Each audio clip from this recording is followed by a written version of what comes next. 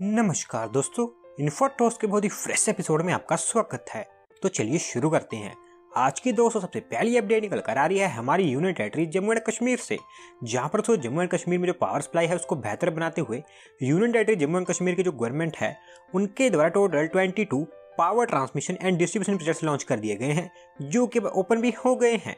दोस्तों जैसा कि आप जानते हैं कि हमारी यूटी जो जम्मू कश्मीर है वो एक बॉर्डर प्रोन एरिया है, तो इसी के चलते काफ़ी लंबे समय से यहाँ पर जो टेररिस्ट एक्टिविटीज़ होती हैं उस कारण डेवलपमेंट देखने को नहीं मिला है। लेकिन अब जैसे जैसे यहाँ पर सिचुएशन स्टेबल होती जा रही है वैसे वैसे यहाँ पर डेवलपमेंट भी देखने को मिलती जा रही है। और इवन अभी भी जम्मू एंड कश्मीर में बहुत सारे एरियाज ऐसे हैं जहाँ पर इलेक्ट्रिसिटी नहीं पहुँच पाई है, जो कि आज के समय में एक बेसिक नीड बन गई है। लेकिन अब ये जो 22 power transmission and distribution projects launch किए गए हैं, ये नो डाउट आने वाले समय में जम्मू एंड कश्मीर के कुछ एरियाज में पावर सप्लाई को बेहतर करेंगे। 216 करोड़ रुपये की लागत से बनाए ये जो प्रोजेक्ट्स हैं ये जम्मू, सांबा, हीरानगर, कठुआ, उधमपुर इस तरह के एरियाज में पावर सप्लाई को और भी बेहतर बनाएंगे। अगली दोस्तों अपडेट निकल कर आ रही है हमारी इंडियन रेलवेज को लेकर, जहां पर हमारी इंडियन रेलवेज की जो स्पोर्ट्स कोटा है या फिर जो स्पोर्ट्स फैसिलिटीज हैं उनको बेहतर बनाते हुए रेलवेज के द्वारा डिसाइड किया गया है कि वो एक वर्ल्ड क्लास रेसलिंग एकेडमी उनके अम्ब्रेला के अंडर में लॉन्च करेंगे,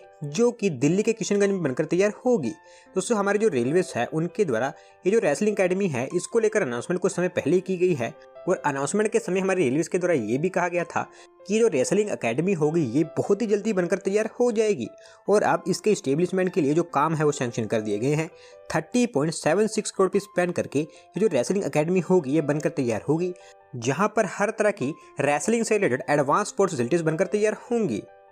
बढ़ते हैं दोस्तों अगली अपडेट की तरफ, जो निकल कर आ रही है हमारी गवर्नमेंट ऑफ इंडिया के फ्लैगशिप प्रोग्राम गति शक्ति मिशन को लेकर, जहां पर दोस्तों हमारी ministry of road transport and highways के द्वारा ये जो गति शक्ति मिशन प्लान है इसको किक स्टार्ट कर दिया गया है। क्योंकि इस एम्बिशियस प्लान के अंतर्गत हमारी जो ministry of road transport and highways हैं उन्होंने उनके जो रिक्वायर्ड इंफ्रास्ट्रक्चर प्रोजेक्ट्स हैं उनको लिस्ट कर दिया है। दोस्तों जो गति शक्ति प्लान है ये हमारी गवर्नमेंट ऑफ इंडिया के काफ़ी बेहतर इनिशिएटिव है, क्योंकि इसके अंतर्गत हमारे देश में better infrastructure planning and coordination के लिए टोटल जो 16 मिनिस्ट्रीज है उनको इंटरकनेक्ट कर दिया गया है।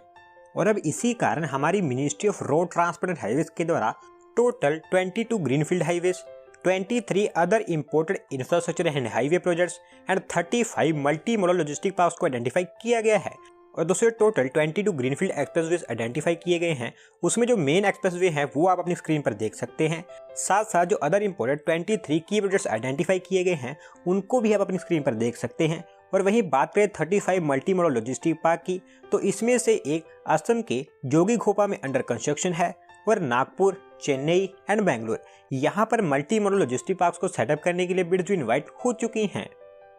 अगली दोस्तों अपडेट निकल कर आ रही है हमारी one of the north east state Assam से, जहाँ पर दोस्तों असम स्टेट में जो मेडिकल एजुकेशन है उसको बेहतर बनाते हुए असम स्टेट गवर्नमेंट के द्वारा उनके एरिया में एक न्यू मेडिकल कॉलेज लॉन्च कर दिया गया है, जो कि असम के लखीमपुर डिस्ट्रिक्ट में बनकर तैयार हुआ है। दोस्तों जो मेडिकल कॉलेज है इसका नाम Lakhimpur medical college and hospital रखा गया है, जिसको अराउंड 168 बीघास ऑफ लैंड में बनाकर कंप्लीट किया गया है। 500.89 करोड़ रुपये की लागत से बना ये जो मेडिकल कॉलेज है ये असम स्टेट का 8th मेडिकल कॉलेज है, क्योंकि इससे पहले असम स्टेट में 7 और मेडिकल कॉलेज को स्टेब्लिश किया जा चुका है। और बात करें इस मेडिकल कॉलेज की तो इसकी जो इंटेक कैपेसिटी है वो 100 सीट्स की है, जिसके साथ साथ 5 state of the art lecture halls, accommodation facility इस तरह की थिंग्स को भी बनाकर कंप्लीट किया गया है, जो कि अब आने वाले समय में असम स्टेट की मेडिकल एजुकेशन को बेहतर बनाएंगे एंड साथ साथ असम स्टेट का जो मेडिकल इंफ्रास्ट्रक्चर है उसको भी अपग्रेड करेंगे।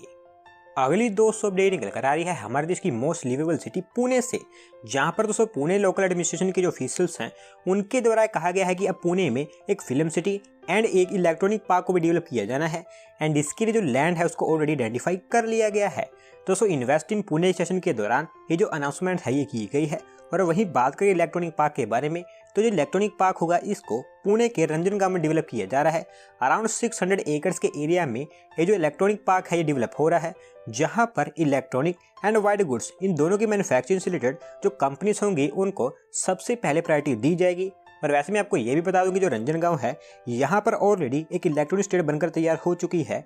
जिसके चलते महाराष्ट्र इंडस्ट्रियल डेवलपमेंट कॉर्पोरेशन ने इसी एरिया को सिलेक्ट किया है, क्योंकि उनका मानना है कि इस एरिया में जो इलेक्ट्रॉनिक पार्क है वो जल्दी बनकर तैयार हो सकता है। और वही बात करें फिल्म सिटी की, तो पीएमआरडी के द्वारा कहा गया है कि वो, क्योंकि मुंबई की जो फिल्म सिटी है वो काफ़ी एक्सपेंसिव है, तो उसके लिए एज ए सब्स्टिट्यूट वो पुणे में एक फिल्म सिटी को भी डेवलप करेंगे, जिसके लिए अराउंड 150 से लेकर 200 एकर्स ऑफ एरिया को आइडेंटिफाई किया गया है। और करंटली पीएमआरडीए की कई सारी मीडिया एंड एंटरटेनमेंट कंपनीज के साथ में बातचीत चल रही है, जो कि इस एरिया में आकर उनके बिजनेस सेटअप करेंगे। और वैसे मैं आपको बताऊं कि एज ऑफ नाउ ये जो फिल्म सिटी है ये प्रीलिमिनरी स्टेजेस में है, जबकि इलेक्ट्रॉनिक पार्क का जो डेवलपमेंट वर्क है वो स्टार्ट हो चुका है। अगली दोस्तों अपडेट निकल कर आ रही है आंध्र प्रदेश स्टेट में होने वाली कुछ इन्वेस्टमेंट्स को लेकर, जहां पर दोस्तों दुबई एक्सपो में आंध्र प्रदेश गवर्नमेंट के द्वारा टोटल 3 एमओयू साइन कर लिए गए हैं, जिसके अंतर्गत अब आने वाले समय में आंध्र प्रदेश स्टेट में 3000 करोड़ रुपए से ऊपर की इन्वेस्टमेंट हमें देखने को मिलेगी। तो दोस्तों इसमें से 2 एमओयूज तो ऐसे हैं जो कि गवर्नमेंट टू बिजनेस है एंड एक एमओयूज ऐसा है जो कि बिजनेस टू बिजनेस है। और थोड़ा सा डिटेल में जाएं तो जो पहला एमओयू है वो लंदन बेस्ड कोजिस ई मोबिलिटी प्राइवेट लिमिटेड के साथ में साइन किया गया है, जो कि आंध्र प्रदेश स्टेट में 3000 करोड़ रुपए की इन्वेस्टमेंट करके उनका एक मेगा इंडस्ट्रियल हब बनाकर कंप्लीट करेगी, जो कि वाईएसआर कडप्पा डिस्ट्रिक्ट में बनकर तैयार होगा। और वहीं जो दूसरा एमओयू है वो रेजेंसी ग्रुप के साथ में साइन किया गया है, जो कि आंध्र प्रदेश स्टेट के अलग अलग एरियाज में टोटल 25 रिटेल आउटलेट्स को सेटअप करेगी एंड इसके लिए रेजेंसी ग्रुप के द्वारा 150 करोड़ रुपए की इन्वेस्टमेंट की जाएगी। और वहीं दोस्तों जो तीसरा एग्रीमेंट है वो ट्रोय जनरल ट्रेडिंग कंपनी के साथ में साइन किया गया है, जो कि आने वाले समय में आंध्र प्रदेश स्टेट में 300 new high and IT jobs भी जनरेट करेगा। बढ़ते हैं दोस्तों अगले अपडेट की तरफ, जो निकल कर आ रही है केरला गवर्नमेंट के एक न्यू इनिशिएटिव को लेकर, जहां पर दोस्तों केरला स्टेट का जो बैडली हिट टूरिज्म सेक्टर है उसको दोबारा से खड़ा करने के लिए केरला गवर्नमेंट के द्वारा डिसाइड किया गया है कि वो उनकी स्टेट में कारवा पार्क्स को डेवलप करेंगे, जो कि मल्टीपल लोकेशंस पर बनकर तैयार होंगे। और पहला कारवा पार्क डेवलप करने के लिए उन्होंने इडुक्की डिस्ट्रिक्ट को सिलेक्ट कर लिया है। दोस्तों कोविड के चलते केरला स्टेट का जो टूरिज्म सेक्टर है वो हमारे देश की दूसरी और स्टेट्स के मुकाबले सबसे ज़्यादा बैडली हिट हुआ है, क्योंकि केरला में जो कोविड केसेस हैं वो थमने का नाम नहीं ले रहे हैं। और इसी बैडली हिट टूरिज्म सेक्टर को रीग्रो करने के लिए केरला गवर्नमेंट लगातार न्यू प्लान्स प्रिपेयर कर रही है, जिसके अंतर्गत अभी जो कारवा पार्क है ये बनकर तैयार होगा और स्पेसिफिकली इसको इडुक्की डिस्ट्रिक्ट के वागामोम हिल स्टेशन पर बनाकर कंप्लीट किया जाएगा। और उसको वैसे इस तरह के बहुत सारे recreational vehicle parks Kerala tourism department develop करने वाली है। इनफैक्ट सिर्फ इडुक्की डिस्ट्रिक्ट में ही इस तरह के 15 स्पॉट्स को आइडेंटिफाई किया गया है, जहां पर ये कारवा पार्क बनकर तैयार होंगे। अगली दोस्तों अपडेट निकल कर आ रही है हमारे देश के एक न्यू वाटरवे प्रोजेक्ट से रिलेटेड, जहां पर दोस्तों इंडिया से बांग्लादेश के बीच में एक न्यू वाटरवे प्रोजेक्ट को लॉन्च करने के लिए और इस प्रोजेक्ट के लिए आगे जाते हुए त्रिपुरा गवर्नमेंट ने डिसाइड किया है कि वो उनकी स्टेट में एक इनलैंड वाटरवेज टर्मिनल को सेटअप करेंगे। एंड उसको सेटअप करने के लिए इन्होंने हमारी inland waterways authority of India के साथ में एक एमओयू भी साइन कर लिया है। दोस्तों अभी 1-2 दिन पहले ही मैंने आपको बताया था कि इंडिया से बांग्लादेश के बीच में पैसेंजर एंड कार्गो दोनों की मूवमेंट के लिए एक और वाटरवे प्रोजेक्ट को डेवलप किया जाना है, जो कि गोमती रिवर के थ्रू डेवलप होगा। और उस समय मैंने आपको ये भी बताया था कि इस प्रोजेक्ट के लिए टोटल 10 जेटिस को बनाकर कंप्लीट किया जाना है, जिसमें टर्मिनल्स भी बनकर तैयार होंगे। और अब इसमें जो पहला टर्मिनल होगा उसके लिए त्रिपुरा गवर्नमेंट ने एमओयू साइन कर लिया है, जो कि त्रिपुरा के सिपाहीजला डिस्ट्रिक्ट के श्रीमंतपुर में बनकर तैयार होगा। और कहा ऐसा गया है कि इसका जो कंस्ट्रक्शन है वो जल्दी स्टार्ट हो जाएगा, क्योंकि इसके लिए जितने भी टेस्ट एंड ट्रायल्स थे वो कंप्लीट हो गए हैं।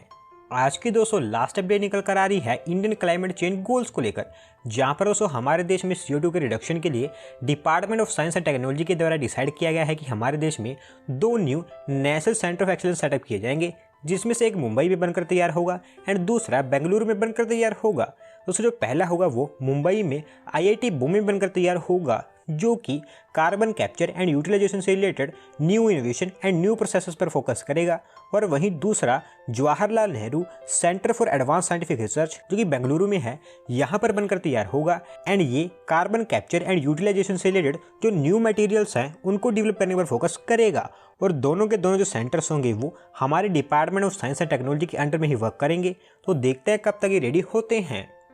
तो दोस्तों आज की वीडियो में बस इतना ही। अगर आप अपनी तरफ से ये अपडेट सबमिट करना चाहते हैं तो डिस्क्रिप्शन में दिए गए लिंक पर क्लिक करके सबमिट कर सकते हैं। और अगर आज की वीडियो पसंद आई हो तो वीडियो को लाइक करें, चैनल को सब्सक्राइब करें। धन्यवाद आपका वीडियो को देखने के लिए।